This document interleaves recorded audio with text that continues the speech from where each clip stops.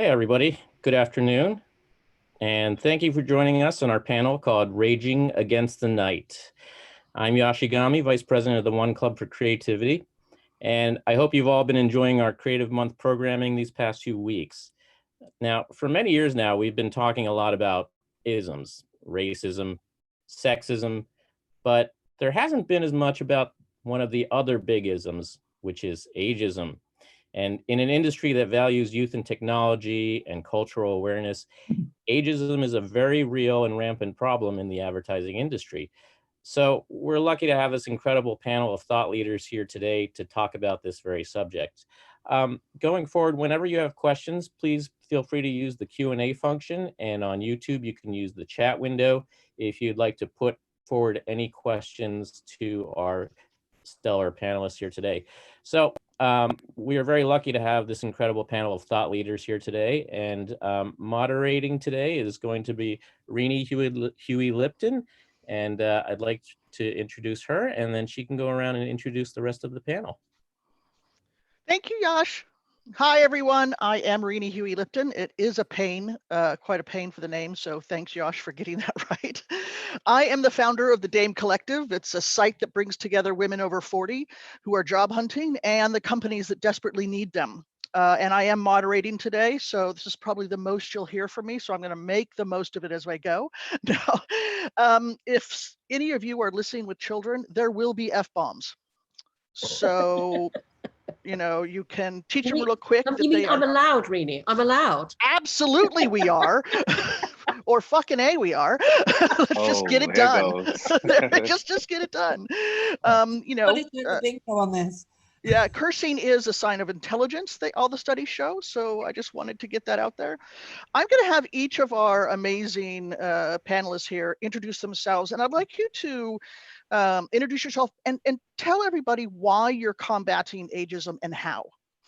So Jane, we'll start with you since you're in the upper left corner to me. So, and we'll go clockwise.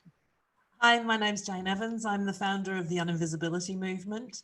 I am probably one of the most successful advertising female creatives, but in my 50s found myself completely unemployable and completely invisible to my industry.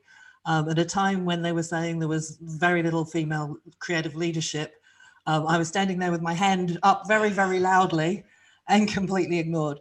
And I realized it wasn't just me. It seems that the end of a career for a woman is hitting the inevitable redundancy, then 3 years of looking for a job, and it takes about 3 years for you to realize that you're never going to get one.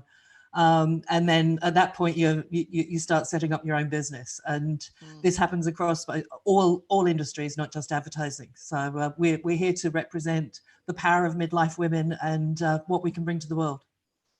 Great, thank you, Jane. Ian, do you want to go next? Yes, absolutely. Hi, my name is Ian David. I am the founder of Fearless, an international network of advertising talent that believes that creativity is essentially ageless. So we embrace age. We don't see age as any way a limitation. We actually see it as an advantage. We don't care if you're in your 20s, your 30s, your 40s, your 50s, your 60s, your 70s. If you are total badass at what you do, then you are on the team. So that means copywriters, art directors, project managers, producers, the whole gamut of the creative process is part of our network. We're 1,000+ strong. We're experienced, we're proven, we're hungry, and we're ready to work from anywhere. So for myself, I'm happy to pleased to say that I am 58 years old, and I've just celebrated my 58th birthday. I'm loving rocking the gray hair, even though it's not been this long since 1986. So there you go. Thank you, Ian. Yeah, I was supposed to say, I was going to tell my age too, because, you know, Cindy Gallup, say your age. So before I let her introduce herself, I am 54. Woohoo! All right, Cindy. Sure. So hello, everybody. I'm Cindy Gallup. I'm the founder and CEO of Make Love Not Porn, pro-sex, pro-porn, pro-knowing the difference. And by the way, now is our time. We are going great guns in the pandemic, let me tell you. I'm thrilled to be here because, as a number of you in the industry will know, I've actually been speaking out about ageism for literally decades. I've been shouting my age from the rooftops. I'm 60 and thrilled. This is the year of Cindy 60.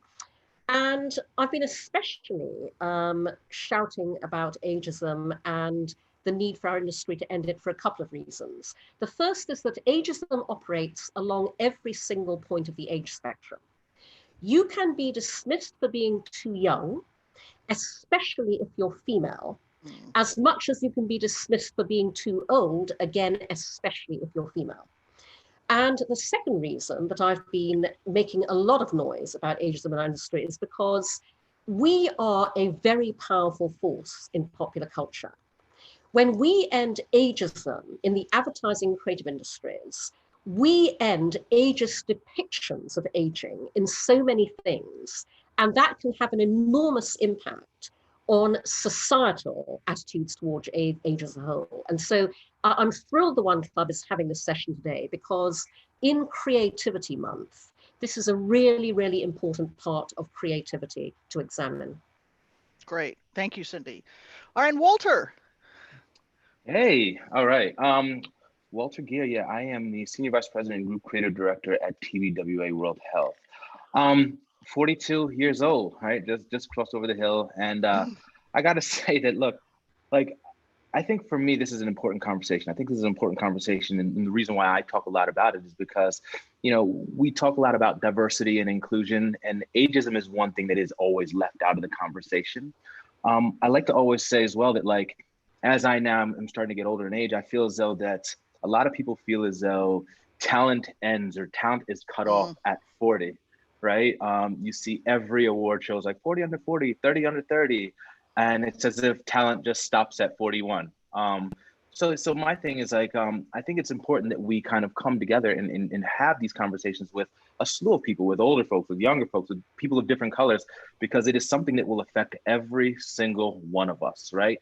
No one, it's not like I'm Black, right? I'm gonna have to walk into the office and deal with being Black, right? Not everyone will have to deal with that, but everyone will have to deal with getting older. That's great.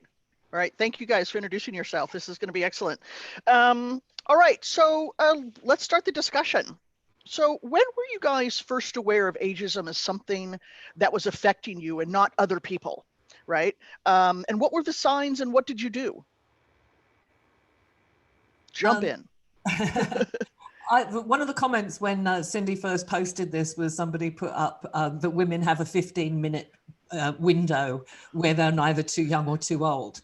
Yeah. And for me, it was, you know, between 28 and 28 and a quarter. I started my career at 20. At 30, I was too young to be a creative director. At 35, I was too likely to be pregnant.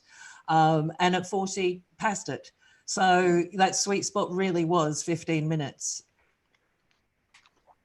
Yeah, that's amazing. It's interesting because, especially as a woman, sorry guys, but those other things I talk about, that we bleed, breed, and feed, right? Because we do that. And all of those things are not just signs of being a woman, but they're signs of you going through different life stages and aging. And people can sort of say, oh, okay, she's a mom now, right? Which adds to sort of a different veneer to the age. What about the rest of you guys? When did you first see yourselves? Well, I'll jump in. Yeah. It's not necessarily, this is me kind of becoming aware of something that's coming down the road for me, kind of thing. I remember I was working at an agency and we were looking for a senior copywriter, probably an ACD kind of level person. And we had exhausted all the local talent kind of thing. We looked at that. So we were looking for a little bit further abroad, and we were inviting resumes to come in, and we looked at this one guy, and he had a great book. But we didn't really look deep into his actual resume, because when he turned up, I guess we assumed he was in his 20s or his 30s, but when he turned up, he was obviously in his late 40s. But anyway, so he gave him an office, and this guy had a habit of, he had a habit of like picking up his yellow pad and pencil and going walkabout. And we'd find him in these little nooks, kind of working away.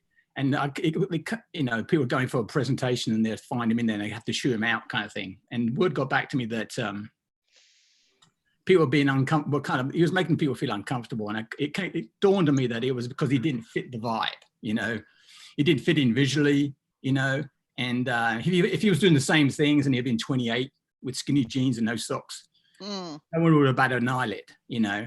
But because it was old, he had readers, had a great beard, and he was kind of more into Jeff Beck than Beck. He just didn't quite fit in. So that was when I first became aware that there's a cultural thing going on here that's not going to play well for me personally in the future. And all through my 40s, I was kind of conscious that I was probably on borrowed time, that whatever's coming down the road, and I can see the people around me getting younger and I'm getting older kind of thing. And it was just a kind of matter of time before I was kind of downsized out for being too expensive. And then once that had happened, my experience was exactly the same as Jane's. It's like I applied for literally hundreds of jobs, and in, you know, big agencies, small agencies, local agencies, you know, distant agencies, great agencies, shitty agencies, and I didn't get anything, you know. And I thought to myself, well, my resume, you know, my resume is not the greatest resume in the entire world, but it's not the worst. And I knew I should be getting some kind of reaction, you know. Out of 300 applications, I should be getting like maybe 30 or something like that. And I wasn't getting anything. So after a while, I just said, you know, and all my friends and partners and trusted collaborators that I've built up over the course of a 30-year career were in exactly the same position. And so after a while, I just said, fuck it, I'm just going to do something about it. I'm going to take some action. And that's when I started planning Fearless. That's great. Interesting. Walter or Cindy, what about what's your story? Yeah, truth be told, like, I don't know that I have truly been affected by it as of yet. I can say that I most certainly had my moment of realizing how big of an issue it is. While I've known that it was an issue, I'm sure most of you have seen that I have diarrhea of the mouth sometimes, and I will post random shit from occasionally. And in doing so, a post I made on LinkedIn ended up going viral. What was really interesting about it, though, is I just made a fact about 40s over 40s and how, or 40 under 40s and 30 under 30s and how it's essentially bullshit. But what was interesting to me is a couple things. Number one is a simple post like that, how it went so viral, had like almost 2 million, you know, views and like 28,000 likes and shares and so on and so forth. But I must have had like 10 to 15 people every day write to me a personal story about an experience that they've had. And it broke my heart, right? Because I saw people, and of course I was looking at their LinkedIn profiles as well and seeing so much information and so much knowledge. And these people, like one gentleman told me a story about the fact that he hadn't been able to get a job interview in the past year and a half, right? And this is a guy who was an ECD at a pretty big agency, I won't say which agency. And for the past year, because of this and having to support his family with 3 kids, him having to work nights packing shelves at a warehouse. And because of the amount of hours he had to put in to actually pay his bills, not even having any time with his family until a Saturday and Sunday. So to me, by way of hearing all of these stories on a daily basis and having people reach out and saying, thank you for using your voice and thank you for using your platform to speak out and say and talk about these issues, because it's not a common one that's mostly spoken about. That's exactly right. And I mean, in my case, like Walter, I mean, I feel very fortunate because, to be frank, I've been lucky enough not to be directly impacted career-wise by ageism, but that's partly because, you know, I left the corporate world of my own volition at the age of 45, and actually, it was then when I was able to look at the full landscape of the industry with objectivity from a point, you know, somewhat detached from it. You know, it was over those years that I really gained an appreciation for the lack of diversity and inclusion as a whole, and realized that ageism, and especially realized this obviously as I got older myself, and realized that ageism was a very key part of that. And, you know, I think, you know, one of the things that, and again, I mean, I've said this on a number of occasions over the years, but to be perfectly frank, if our industry, I mean, it's the irony of ironies that, you know, ours is an industry whose primary target audience is female, and yet it's an industry dominated at the top in terms of leadership and creative direction by men. If that was not the case, if the gender ratio was flipped, I guarantee you that we would not be as ageist as an industry as we currently are. And by the way, I'm horrified by, and I posted about this last year. There was a thread on Fishbowl last year where someone who I think was a senior art director, didn't identify themselves, posted a question saying, has anybody on here ever been managed out of the industry because of ageism? And if so, if that happened to you, what age were you when it happened? And on that thread somewhere is me going, oh my God, guys, I'm horrified by these answers, because literally the answer to how old were you when you were forced to leave the industry out of ageism was 32, 34, 35, 37, every single, but starting in early 30s. And again, in a thread were people, men and women alike, saying, I'm in my early 30s and I'm really worried because I can see the writing on the wall. What the fuck? Okay. Exactly. And that's an issue also, because the two things I mentioned earlier are highly correlated. Depictions of aging in advertising and ageism in the industry. And and actually, I didn't wear this T-shirt today to make this point, but I'm just going to display my T-shirt, okay? Because you can't see it in me. So this is what my T-shirt says, if you can read it.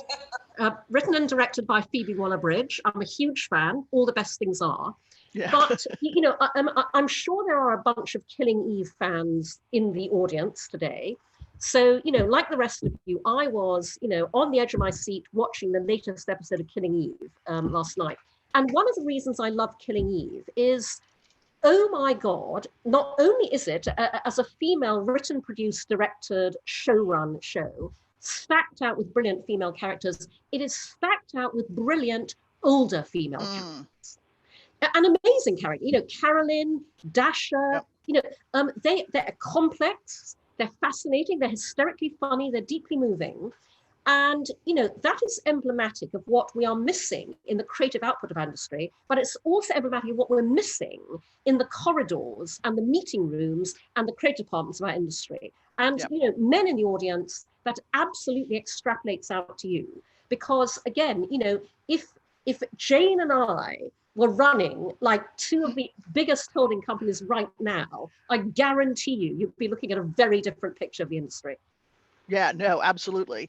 And it's going to be interesting to see. I mean, Wendy Clark just moved to, I think, Havas? And Dentsu, right? So it'll be interesting to sort of see what she can do there. To be frank, Rini, she can do nothing.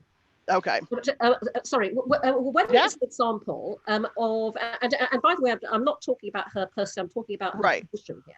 But she is absolutely an example of, when you are one of the very few women operating at that level, the alien organism has to adapt to the culture around it.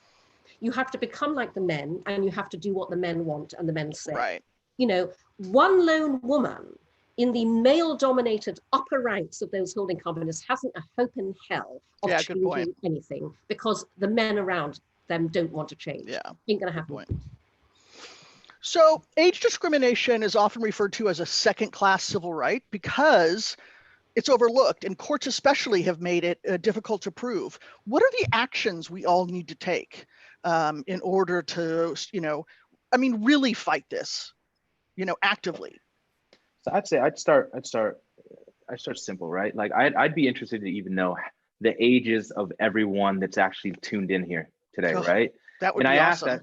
No, but maybe people post everyone post your age, right? It'd be interesting to see. And I asked that because of this, right? 24, 30, okay, some 24, some 20s. All right, so I asked that because of this, right? Wow, things scrolling. It is when we're having these conversations, it's great that we can have these conversations. It's great that we can actually talk on this topic and this issue. But the bigger problem is if we continue to have these conversations with people our age and people that are thinking the same thing as us, then no change happens, right? It's like when you go to a diversity inclusion conference or meeting, right? The only people you see there are people of color, right? If you don't have the rest of the demographic, the people that you're trying to influence, that it means absolutely nothing. So in reality, what would be really like a starting point is let's get those people in the room, let's get those 20 somethings in the room, let's get those 36 somethings in the room.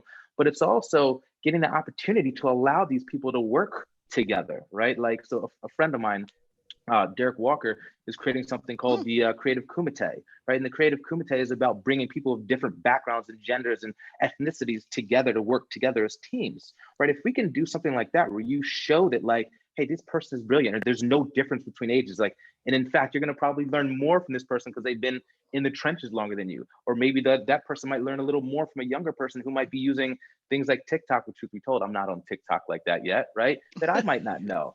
Right. So it's about merging this together, because like good creative work does not happen unless you're getting people from different backgrounds. And that doesn't just mean Black or white or Asian. Right. It also means age as well.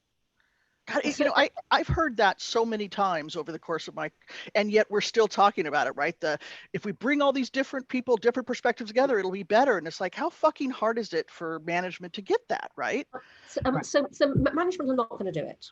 And they're not going to do it now more than ever before, because they're all scared shitless about what's going down with the pandemic. They're laying people off. It ain't going to happen. The approach we need to bring to this is the approach that, ironically, our industry enormously prides itself on, which is highly ingenious strategy and extremely creative execution. And I'll give you an example which I riffed on a podcast interview that I did for Ad Age a couple of years ago, when they had me and David Droga on, and Ageism came up in the conversation. Because I'm all about communication through demonstration. You have to do something to make people feel what you want to feel. I mean, again, this is the whole point of everything we do as an industry. So my suggestion was that you bring together a collective of brilliant people in our industry over the age of 50, all of us, and like the entire industry getting together. You call that collective something that tackles this issue head on, like the old folks home. Okay, that was my idea for the brand. Okay, so the old folks home collective is available to consult on and work with you, or for anyone who values, expertise.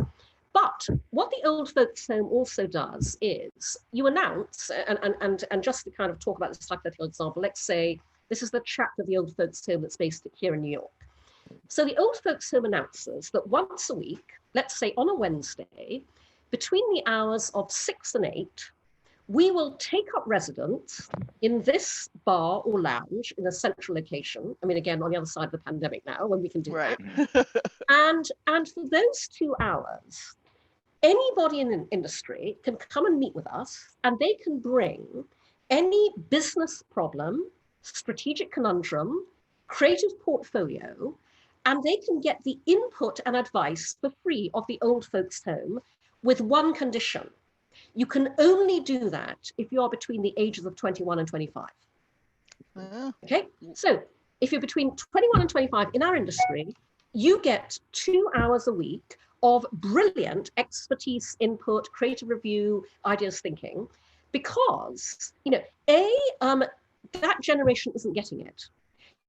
When the chips are down, everybody's panicking, layoffs are happening, budgets are cut, nobody any longer is mentoring in the way that we were all lucky enough to benefit from in our younger days. So they're not getting that in their agencies.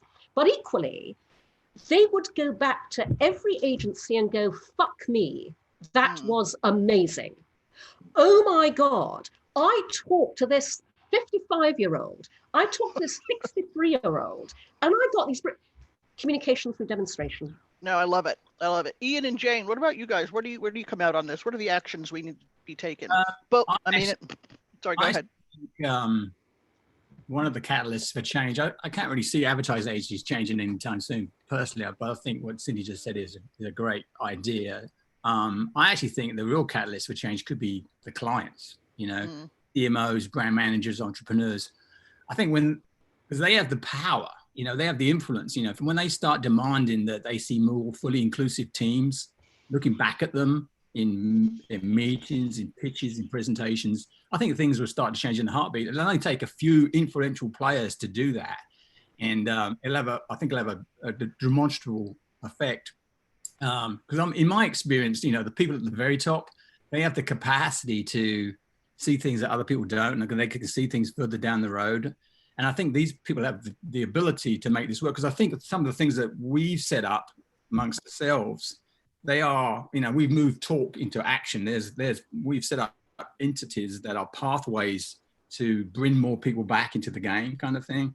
But we can only take it so far. At the end of the day, we need we need to get some business and clients and just prove that it'll work, and it will work. And so I think the clients that can embrace this and engage and embrace this idea, we can harness this army of senior people that's out there, good people, smart people, passionate people, getting them back in the game, and that will be a way to move ageism in advertising at least one step closer to being history. Yeah, exactly. Jane, talk to us. I mean, you didn't start Uninvisibility that long ago, but I can remember the first time I saw it and I was like, oh, fuck, this is amazing, right? And I have to admit, it was in one of my, I'm eating, Rocky Road ice cream in the shower because I'm over 50 and I need to support my family and, oh my God, what am I going to do moments? And that you really sort of got my back up, and I'm like, fuck this. I'm going to eat the ice cream outside of the shower without crying because I'm awesome. But tell us about Uninvisibility and what you're doing there. Look, I think the thing that for me is that particularly for midlife women is the narrative needs to be changed. And one of the things, and particularly in advertising, that I think it is really unfair that there are so few highly experienced female creatives, is the fact we were the first. It was the equal opportunity legislation came in on the same day as Queen became #1 with Bohemian Rhapsody. And once you put that into context, all of a sudden you realize, hold on a minute, these were the first women in the workforce. Where are they? And it was like, if we've disappeared, then what is going to happen to women after us? But also the other thing is there's a perception of us that is completely and utterly wrong. I had a conversation with a young person the other day saying, we're fed up to the back teeth of Helen Mirren. And she said, why are you so, why are you, she's great. And I was saying, she's 74. It was like 50 is Jennifer Aniston. Right. And so there's this perception that whenever you talk about any woman over the age of 50, they talk about 74 or 80-year-olds. And there is this new middle. We're not as old as you perceive us to be. We're nothing like our mothers. We're nothing like our grandmothers. And in fact, there have never been women like us before on this planet before. We're the first generation in the workforce that have gone through menopause. And, all of our careers have been built on a man's physiology. And we're coming to the other side of this going, holy shit. It was like, we have none of these chemicals running through our body anymore. I mean, I remember I started my career with David Droga. I remember the day my menopause finished, I went, holy shit, this is what David Droga felt like at 22. Now, seriously, the confidence that you get and not having this constant distraction of chemicals, all of a sudden I came into a strength and a power that I've never had before. And I hear this over and over and over again from women. So for me, it's like the way that we have to start this is we've got to completely rip up our image of what older women are and really start looking at, and again, when I've been running the project, I mean, the women that are following it are younger women. And they're like, you guys are all so cool. It was like great to hear these stories.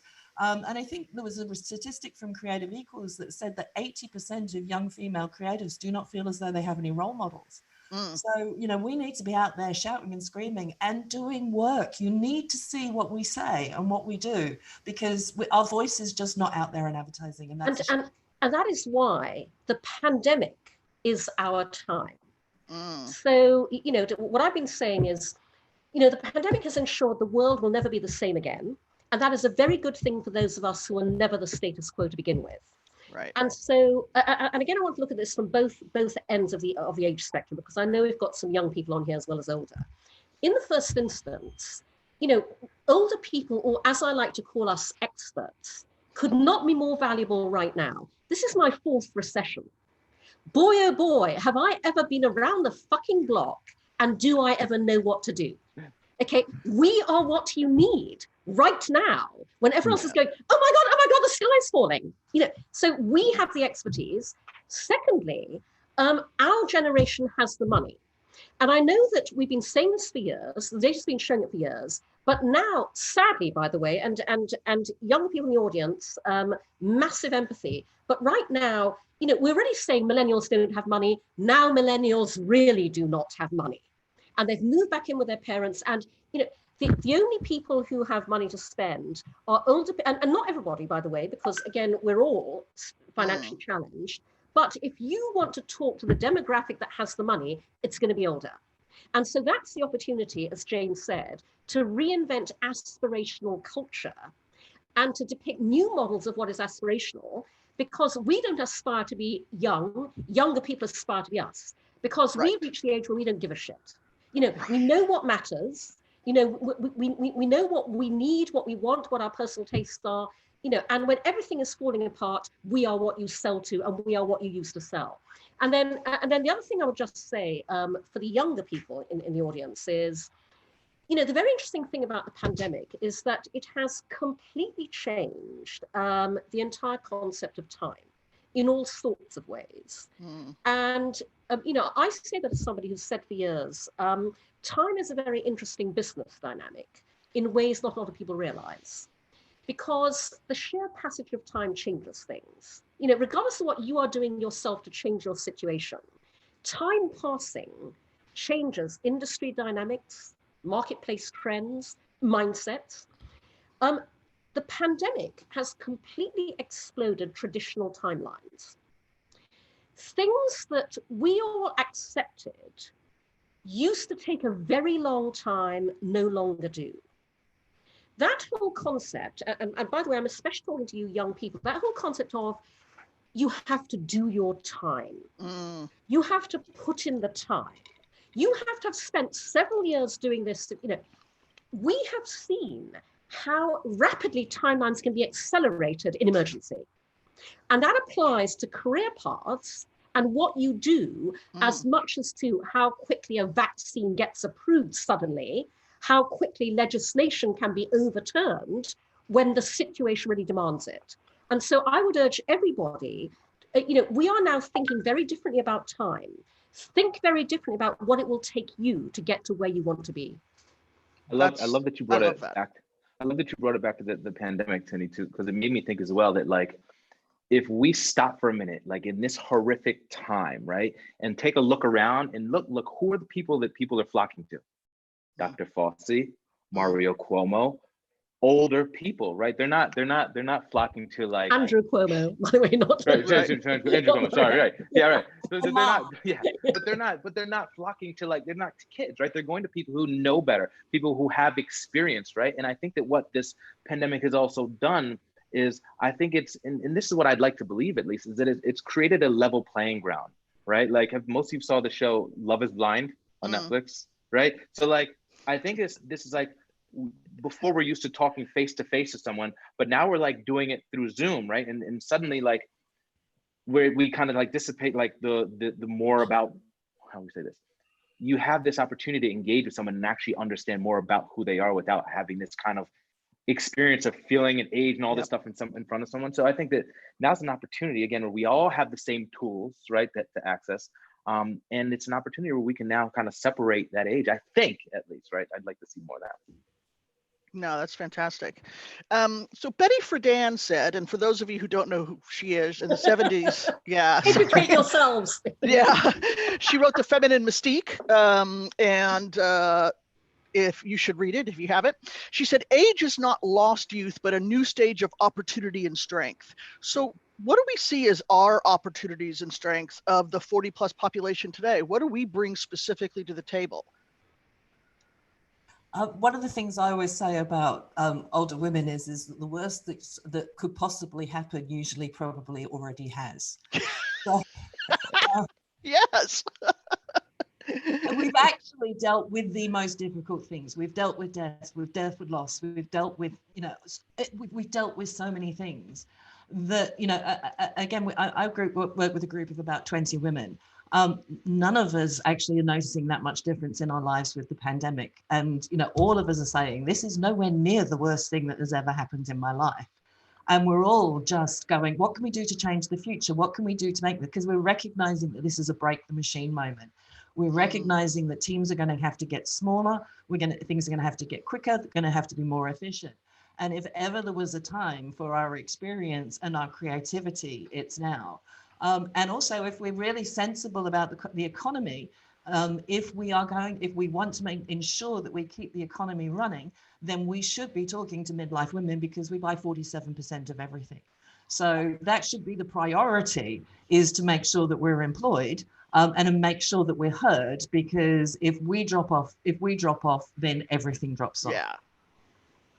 Yeah, I think the opportunity is because there are so many great people, more senior people perhaps outside of advertising agencies than inside them now. I think maybe the opportunity is for networks like ours. You know, if COVID has shown us anything, it's that we can work remotely. You know, it's you know, yes, we're all itching to get back into pubs and bars and coffee shops and restaurants and sporting events, and want our kids back in school and college and want life to return to some semblance of normal as soon as possible. But I'm not sure if everyone's that desperate to go back to the bricks and mortar office with the commute, the COVID precautions. So this really is this is an opportunity to embrace something different. If we really wanted to embrace something new and something that's actually practical for the times, is to like harness all these smart and intelligent people outside and bring them together and focus them on problems that are at hand for lots of major brands that are and businesses and products that are really, really hurting right now. And it's going to take something special to pull some of them out of the nosedive that they're in. And it's going to take proven, experienced people to be able to do that. So it's like a double whammy. Like the remoteness is there. We know it can make it work. There's a lot of brands that are hurting, that are looking to reduce their overheads. We don't have any overheads. Here's a chance, you know, let's take it. Let's not pass it up. No, absolutely. And I would really urge everyone listening to this currently to adopt this mindset, because, you know, I've been interviewed for years by reporters who've said, so Cindy, you know, are you seeing change happen in industry in gender equality, diversity, inclusion? And I go, no. They go, oh, why is that? And I go, closed loop of white guys talking to white guys about other white guys, blah, blah, you know, won't go there right now.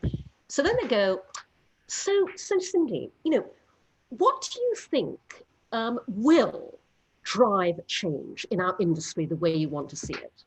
And I've been saying for years, only one thing: complete, total, utter fucking disaster. And now we have it. Yes. It is only when things break down this utterly and completely, that then allows new models and new ways of doing things to emerge that never would have emerged otherwise. And so there are two really important dynamics right now. The first is what the pandemic is making happen, and that is the complete breakdown of the old world order in our industry, including old world order attitudes towards age and sexism, racism, ableism, et cetera, And then the second dynamic is what we then make sure we do off the top of that to change all of that. Seize the moment and make it work for you. No, that's great. Walter, jump in here. I'd love to hear what you have to say on this. Yeah, it's an interesting one, and then I'll just kind of come off what Cindy was saying as well, because I do agree that right now is an opportunity we could really seize the moment. And I would like to think again that the playing field is kind of leveled now, because we're all kind of in this digital space. But I also still kind of keep going back to the fact that, like, we need to start figuring out ways where we can actually bring individuals together to work together, right? It's you learn this stuff from a young age. Like, let's be honest. I'm sure that there's a slew of people that are on here watching, and I'm not going to sit here and lie like it hasn't been me. When I first got in this space, and I'm 20, 21, 22 years old, you think you're fucking amazing. You think you know the world. And then you finally get the opportunity to manage people, and you start to interview. And the first thing you think, and let's be real, the first thing you think is, I want to work with someone who's cool. I want to work with someone who I can hang out with, right? Who I'm gonna, you know, go out and grab a beer with. And that's the way that I think that you think when you're younger, right? It's not until you get older that you understand the wealth of knowledge and things that come with that, with age.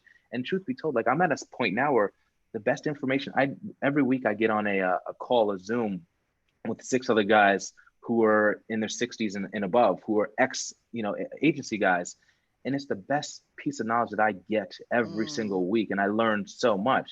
So again, I go back to, we need to find two things: ways we can talk to a younger audience about this, and ways we can bring individuals together to work together. Because the thing that I do fear about this pandemic now is that we're in a space now where every brand has to sit back and say, oh, fuck, I need to be digital, right? And when people start thinking about what digital means, it's automatically the younger kids that go, yep, okay, well, it's because I know this platform and that platform and that platform. We need to be at a time where we can look, like when folks come to me and ask about how to get involved and how to be, you know, more engaged, I tell people, like, get on Instagram, figure out how Instagram works, get on Twitter, like figure out, like get on these platforms. Now is an opportunity where we have this time, we're at home, we're not on a commute, where you can learn other platforms, right? And so that's really important. But again, figuring out ways we can actually come and work and partner together.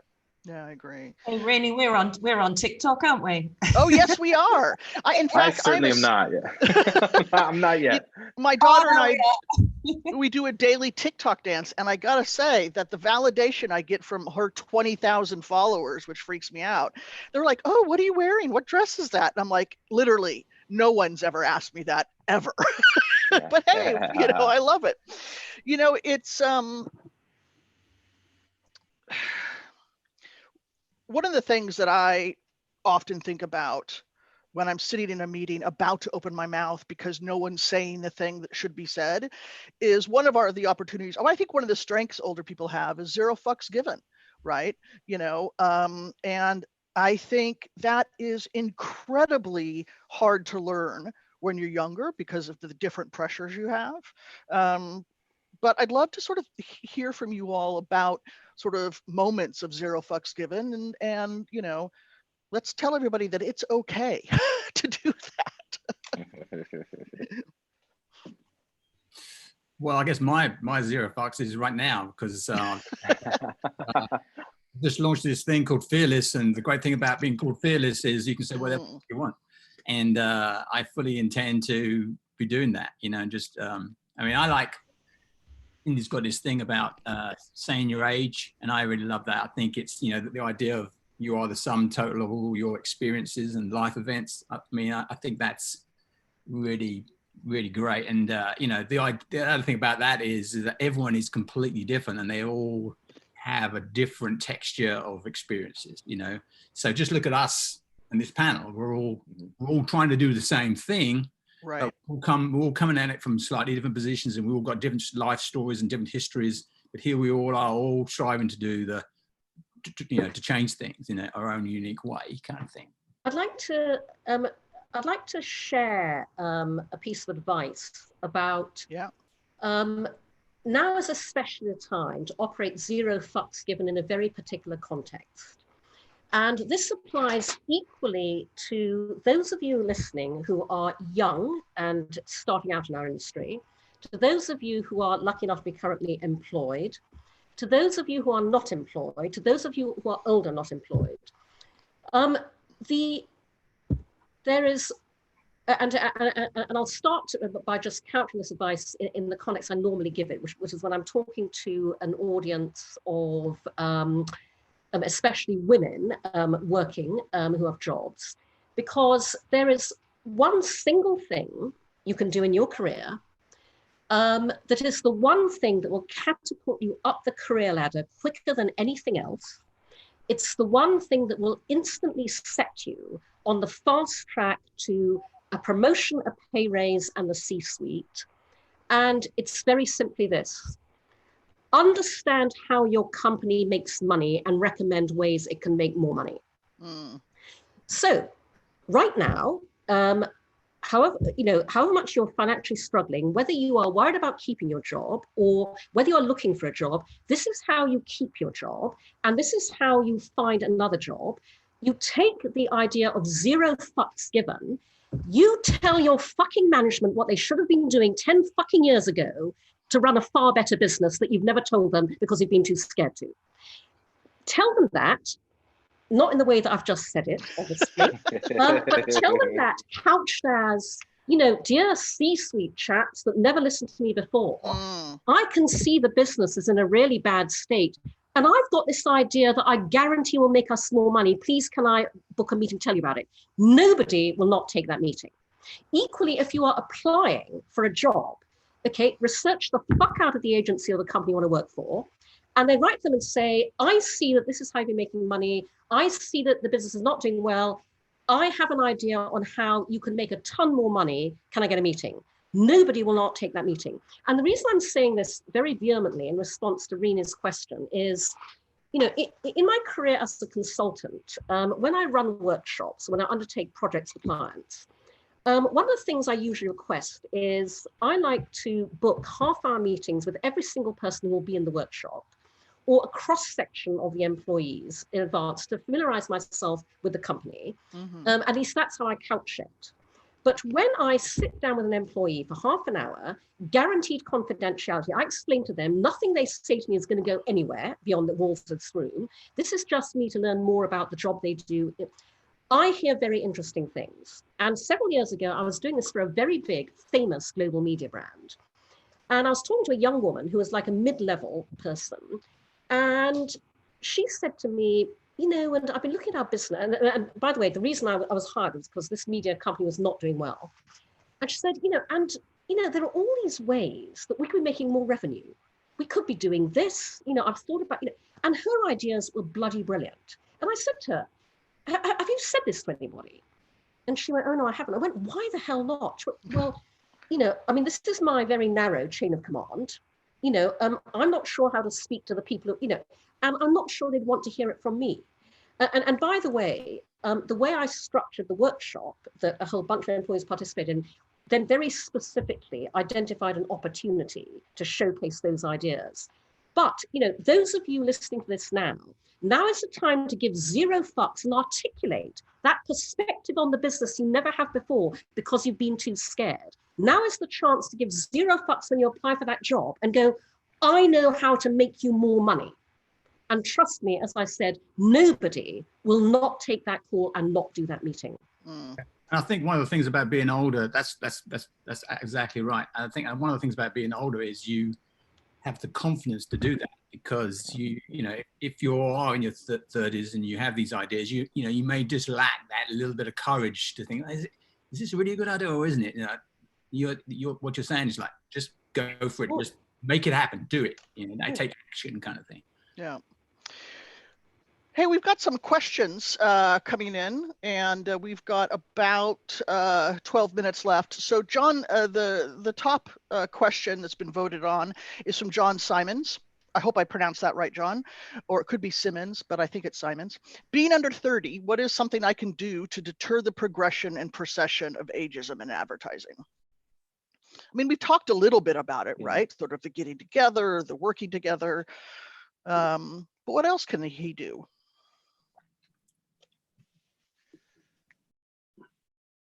So that's you want that, Jane? So that's an interesting one. I think that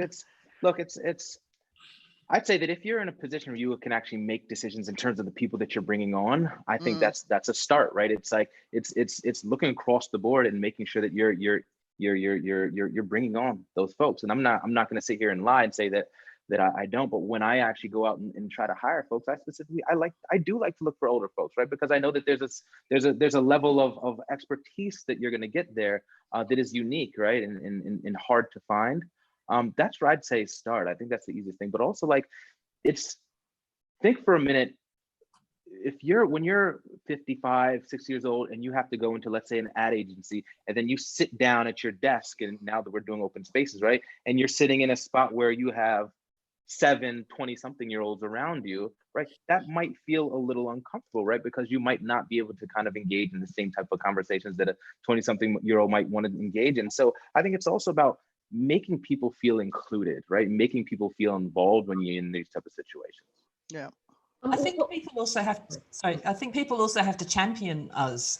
Yes, I found a few months ago there were a lot of young women working on menopause briefs, and they get in touch with me on LinkedIn, going, "Can I have a cup of coffee with you?" And I'm going, "Fuck no!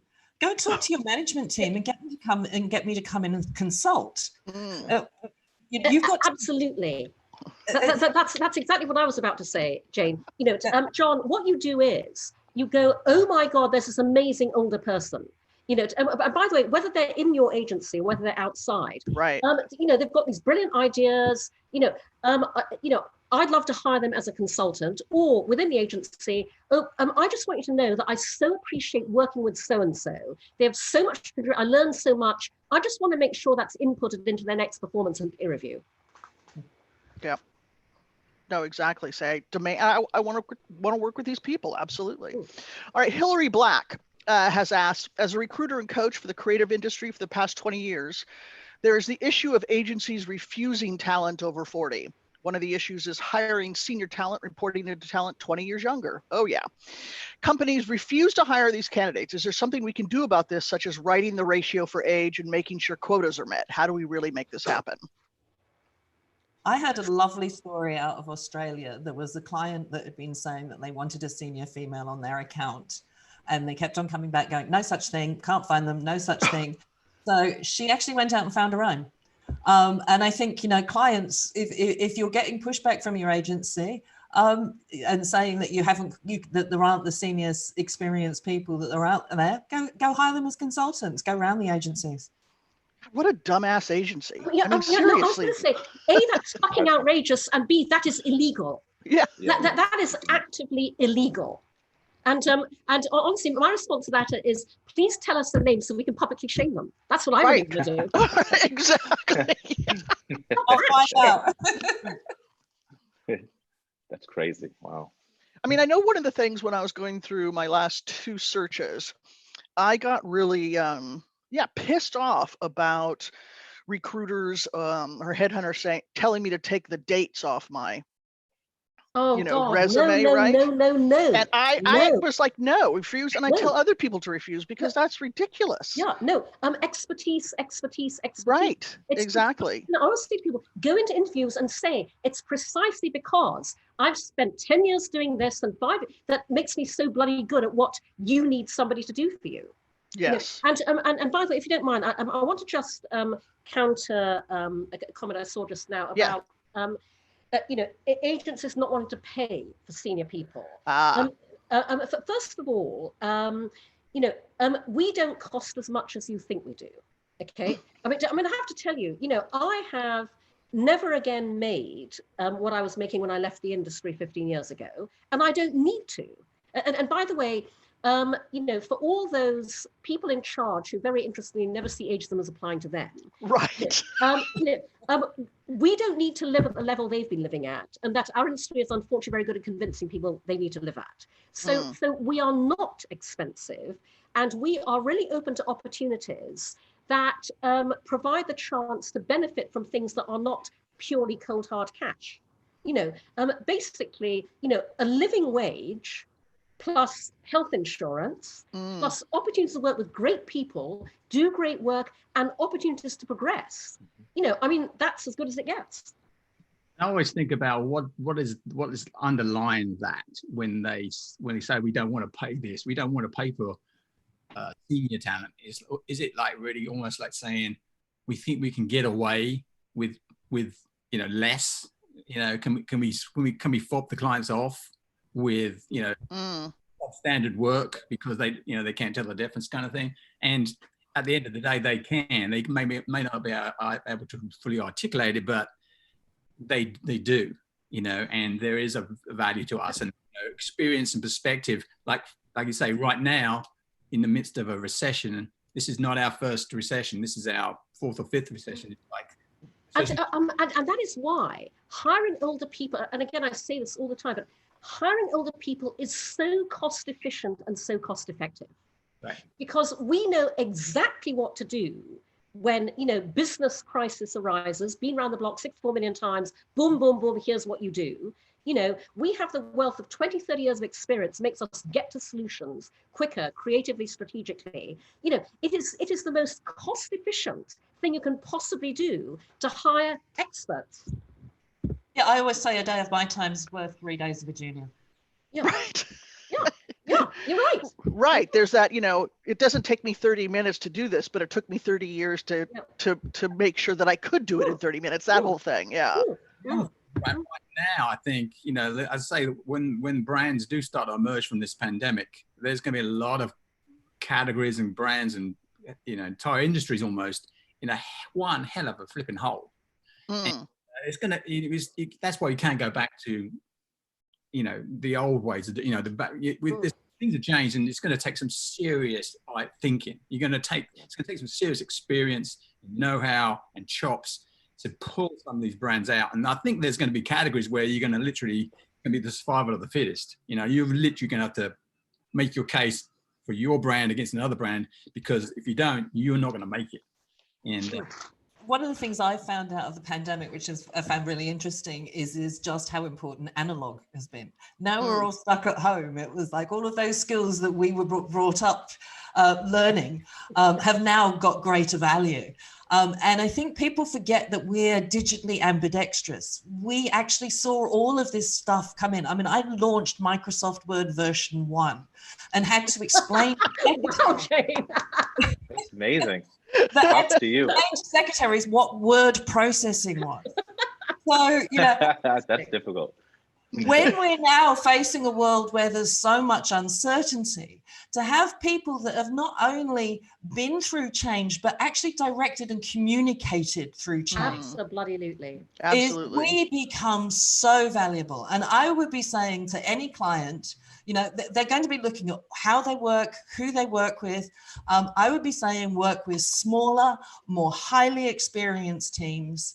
I've worked with women that we've worked together for 20 years. It was like our life has not changed. Our work pattern hasn't changed.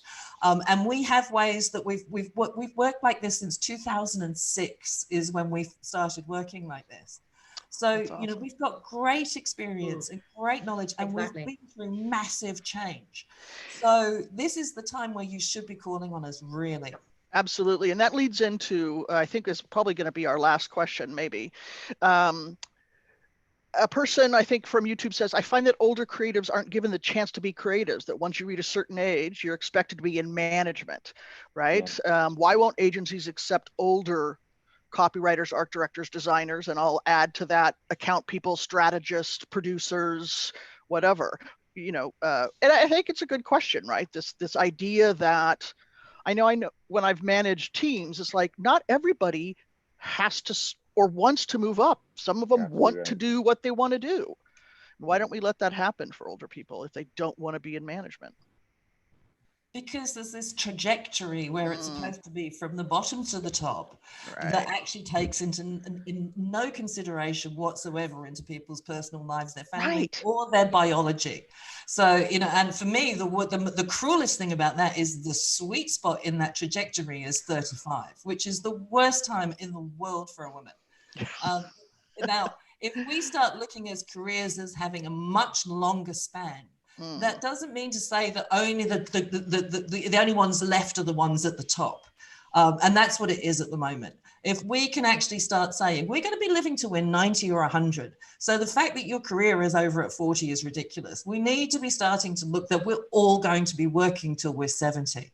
And I think as soon as we start making that leap, that will make a big difference so that it won't just be older people. And also, when we break that down to Walter's point, when we get rid of that linear hierarchical progression, because what that means, the assumption that you move up the ladder as you get older means that we don't have cross-generational working. Because, you're only ever working together at the same level. And so the people up there, theoretically, don't get to work with the people down here. And we need to explode that whole structure and completely redesign it so that we have cross-generational teams working collaboratively within a much flatter structure and work environment. And again, the pandemic's broken all that down. And I think coming out the other side of this, we have that opportunity. Yeah, I'd agree to that. I'd agree to that too, because it's just this thought that as you get older, you're supposed to be a certain level, or as you hit 40, you should be a vice president or senior vice president. And I think it's bullshit. And it's like, I have so many friends of mine who, and actually, truth be told, I can remember 15 or 16 years ago when I was younger, I was at the New York Times and I had a friend who was a regular account executive there. And this guy was like the #1 seller in the country every year, back to back. And I would always ask him, why don't you, they keep asking you to promote you to vice president, why don't you take it? And he would say, I don't need the bullshit. Like I'm crushing my numbers. I'm making a shit ton of money. Like why the fuck do I want to go and actually manage other people doing the same thing? I could come in and go the fuck home when I want. So I'm not gonna deal with the drama. And it took me a while to actually get that because at first I was, you know, being younger, I was like, man, that makes no sense. But after years, it's like I get it, right? Because not all of us want to have that type of position, right? So when we look across at individuals, like some people are completely happy where they're at, right? And that's fine. And it doesn't necessarily mean that I'm going to need a boat ton of fucking money because I've been doing this, whatever, you know, director of whatever for the past 30, 40 years. No, it's like, I'm happy where I'm at. And again, when our industry is run by women, that changes totally. Because I've been saying for years, I get furious when people talk about the mommy track. Women do not drop out of the workforce because of children and family. Women drop out because any sensible woman looks at the top of industry and goes, who the fuck would ever want to work like that? Myself included, by the way. And I've never wanted children, right? So we can change that. We can change that. Yeah. But it's also too, to the point, I'll just get this in real quick, is that now companies are way younger, right? You look at some of these CEOs of like Snap and Facebook and like they're individuals, they're kids, 22, 23, 24 years old, who land on an idea, boom, your valuation is now $1 billion or $2 billion. And then they're hiring other kids because it's their friends, right? And the thing is now, then when you have a 25-year-old executive vice president who's going to look to hire a vice president or senior vice president, and this guy comes in or this woman comes in and they're 54, 55, 56, and again, they're 25, that's also seen as a potential threat. Right? Like, oh, this person's going to try to tell me how to do my job. I don't know if I feel comfortable. So there's a lot of weird variables there, for sure. So it is over 2:00. So I think our One Club folks are going to ask us to wrap it up. The questions that we didn't get to are the ones here and the ones on YouTube. We will try to answer via written word and get those out to you. And the One Club will be the place you go to for that. You know, I cannot thank Jane and Ian and Cindy and Walter enough. This is like, when I got a chance to put this panel together, it was like my dream team. I was a little giddy. I kept telling my family and they were just like, yeah, whatever. And I'm like, no, you don't understand.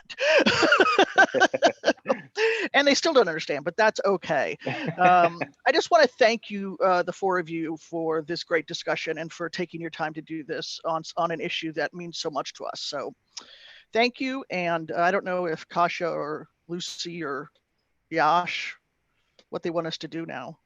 I just want to say, everybody, yes, seize the opportunity that we've talked about. Yes. Seriously, go out there and invent your own future. Now is the time.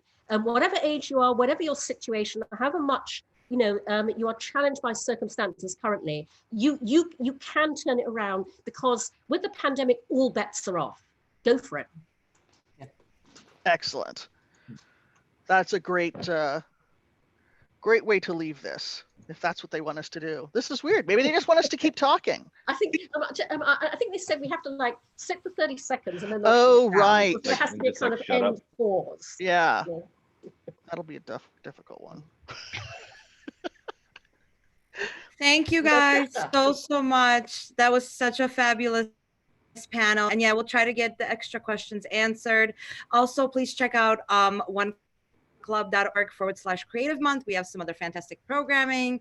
And I just want to say again, thank you. What a great conversation. You're all amazing. Thank you so much. All right. Thank you, Kasha. Thanks, guys. Bye, guys. Great time with you all. Yes. Take care. Have a great day. Bye.